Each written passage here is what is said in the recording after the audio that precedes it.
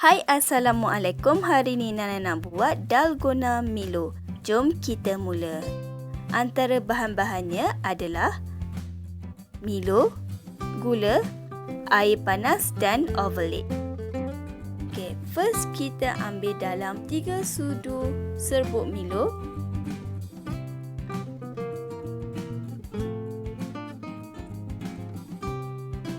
Kemudian ambil dalam 1 sudu gula,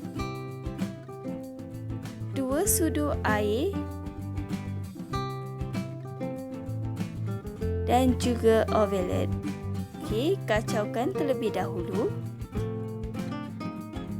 Kemudian kita nak pukulkan bancuhan tadi dengan mixer. Kalau korang tak ada mixer, boleh juga gunakan sudu, garfu ataupun whisk. Sementara itu, jangan lupa subscribe, like, komen dan share YouTube channel Game Makan dan tekan loceng untuk sentiasa update dengan video baru kami. Okey, dah siap. Kemudian kita sediakan susu, ais dan juga Milo yang telah kembang. Masukkan ketulan ais ke dalam cawan.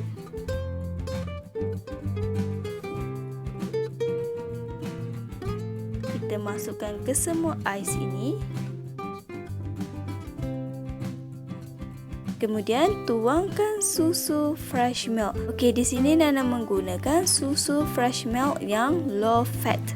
Kerana Nana nak kurangkan penggunaan gula. Dekat dalam Milo tu dah manis, dah ada gula. Jadi kita nak kurangkan penggunaan gula. Kita bubuh je gula 1 sudu dan juga gunakan susu low fat.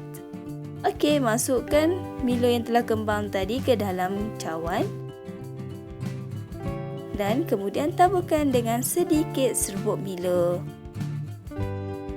Okey, Dalgona Milo dah siap. Selamat mencuba. Jangan lupa subscribe YouTube channel Game Makan dan tekan loceng untuk sentiasa update dengan video baru kami. Bye!